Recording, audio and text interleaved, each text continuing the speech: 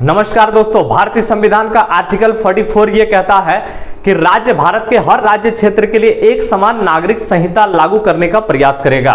दोस्तों याद रखना है, एक समान नागरिक संहिता का मतलब ये होता है कि भारत में प्रत्येक नागरिक के लिए एक जैसा नियम कानून होगा। व्यक्तिगत मामलों पर भी कहने का मतलब है, चाहे वो विवाह हो या तलाक हो या अभिरक्षा से संबंधित हो या विरासत से संबंधित हो या उत्तराधिकार संबंधी कोई नियम हो, भारत में हर एक व्यक्ति के लिए एक जैसा नियम कानून होगा। जैसा कि आप लोगों को पता है कि भारत में हिंदुओं के लिए अलग नियम कानून चलता है, मुसलमानों के लिए अलग नियम कानून चलता है, लेकिन यह समान नागरिक संहिता यदि लागू हो जाए तो हर एक नागरिक के लिए एक जैसा नियम कानून हो जाएगा।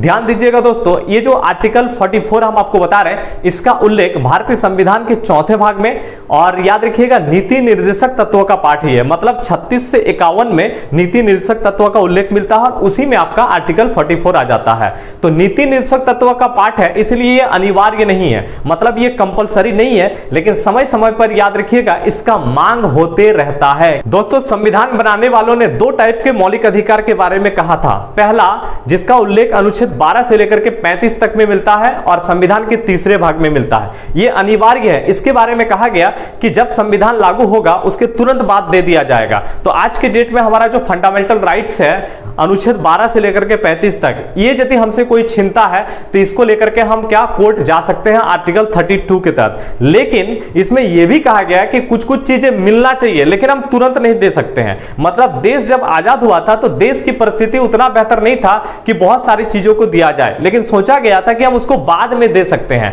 तो जो चीजें बाद में दिया जाने वाला था उसको संविधान के चौथे भाग में रखा गया है, जिसका उल्लेख हमको अनुच्छेद 36 से लेकर के 51 तक में मिलता है, मतलब नीति निर्देशक तत्वों में मिलता है। तो नीति निर्देशक तत्वों में जो चीजें मिलता है वो अनिवार्य नहीं है, ये डिपेंड करता है सरकार के ऊपर कि आपको देगा या नहीं देगा। मतलब दे रहा तो ठीक है, नहीं दे रहा तो आप चुपचाप रहिए। आप नीति निर्देशक तत्व के लिए आप कोर्ट नहीं जा सकते हैं। याद रखिएगा आर्टिकल 37 ये क्लियर बोलता है कि नीति निर्देशक तत्व के मामले में आप न्यायालय नहीं जा सकते हैं। तो याद रखिएगा दोस्तों, ये जो आर्टिकल 44 हम आपको बता रहे हैं समान नागरिक संहिता, ये भी नीति निर्देशक तत्व का ही पार्ट है। मतलब याद रखना ये अनिवार्य नहीं है, लेकिन हमेशा इसका मांग होते रहता है। तो सबसे पहले तो हम लोग बात करते हैं इसके पक्ष में। समान नागरिक संहिता सभी धर्म संप्रदाय से परे प्रत्येक व्यक्ति के लिए एक समान लागू होगा।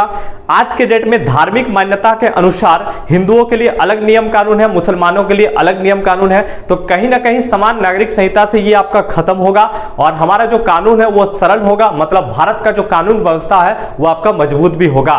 इसके अलावा दोस्तों सुप्रीम कोर्ट ने भी समान नागरिक संहिता का पक्ष लिया है। वर्तमान में प्रचलित धार्मिक कानून पुरुषों के पक्ष में झुकाव रखता है, जो कहीं ना कहीं हमारे संविधान के आर्टिकल 21 को प्रभावित करता है। मतलब समान नागरिक संहिता यदि लागू होता है तो ये आपका लैंगिक समानता भी इससे स्थापित होगा, मतलब स्त्री पुरुष में जो भेदभाव है वो भी कहीं ना कहीं खत्म होगा। अलग अलग धार्मिक समुदाय के लिए अलग अलग नियम कानून जो है कहीं ना कहीं सांप्रदायिकता को भी बढ़ावा देता है।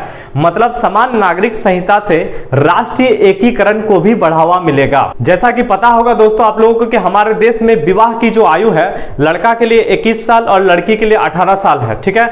लेकिन बाल विवाह बहुत ज्यादा देखने को मिलता है। तो ये बाल विवाह देखने को बहुत ज्यादा इसलिए मिलता है क्योंकि सब कोई अपना अपना तौर तरीका लेकर के चलता है, अपना अपना नियम कानून लेकर के चलता है। यदि ये समान नागरिक संहिता लागू हो जाएगा तो सबको एक जैसा नियम कानून लागू होगा और कहीं ना कहीं बाल विवाह में भी कमी देखने को मिल सकता है। तो दोस्तों आप लोग इसके बारे में क्या सोचते हैं कमेंट करके जरूर राय दीजिएगा। तो मिलते हैं नेक्स्ट वीडियो में। जय हिंद दोस्तों।